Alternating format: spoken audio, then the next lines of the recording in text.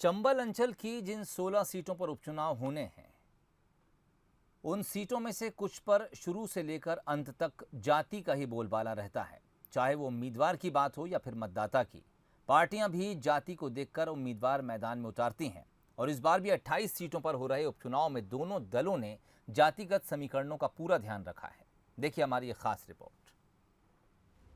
यूं तो प्रदेश की 28 सीटों पर उपचुनाव होना है, लेकिन इन सीटों में से 8 सीटें ऐसी हैं जहां बीजेपी कांग्रेस के एक ही जाति के उम्मीदवार आमने सामने हैं।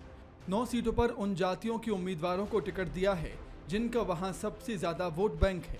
ग्वालियर चंबल की 16 में से 12 सीटों पर जाति को ध्यान में रखकर टिकट दिया गया। तो चलिए अब उन सीटों के बारे में आपको बताते हैं जहां जिस जाति के सबसे ज्यादा वोट हैं और दोनों पार्टियों ने उसी जाति के प्रत्याशी मैदान में उतारे हैं। सबसे पहले बात डबरा की। यहां से बीजेपी की प्रत्याशी इमरती देवी हैं, वहीं कांग्रेस ने सुरेश राजे को टिकट दिया है। दोनों ही जाटव समाज से हैं और इस सीट पर जाटव मतदाता भी 40,000 हैं। सांची सीट से बीजेपी ने प्रभुराम चौधरी को मैदान में उतारा है, जबकि कांग्रेस ने मदन चौधरी को। दोनों ही अहिरवार हैं और यहां अहिरवार मतदाता की संख्या 28,000 है।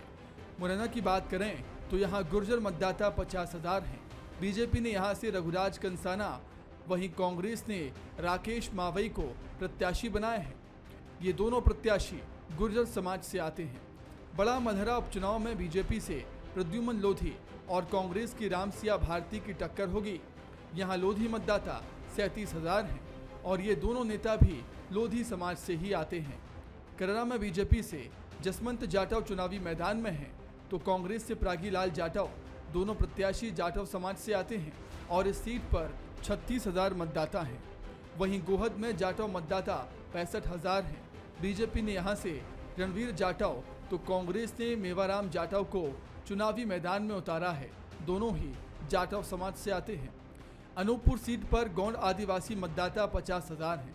बीजेपी यहां से बिसाहू लाल पर तो कांग्रेस विश्वनाथ सिंह पर भरोसा जता रही है और दोनों ही गौंड आदिवासी समाज से आते हैं।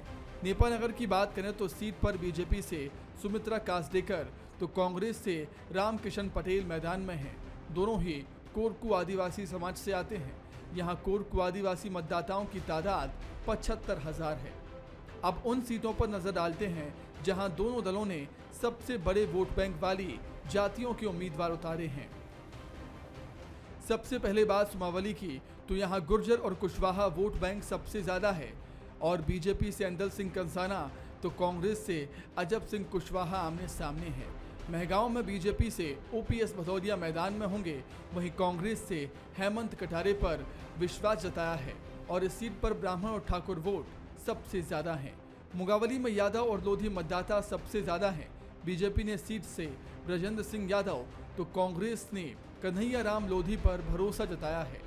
बात करें बदनावर सीट की तो इस सीट पर राजपूत और गुजराती राजपूत समाज के वोटर्स ज्यादा हैं। कांग्रेस ने यहां से कमल पटेल तो बीजेपी ने राजवर्धन सिंह दत्ती गांव को मैदान में उतारा।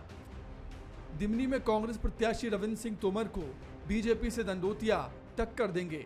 इस सीट पर क्षत्रिय और ब्राह्मण मतदाता सबसे ज्यादा हैं। मानधाता राजपूत और गुर्जर बाहुल्य क्षेत्र है। इस सीट पर बीजेपी के नारायण पटेल और कांग्रेस के उत्तम पाल के बीच मुकाबला होगा।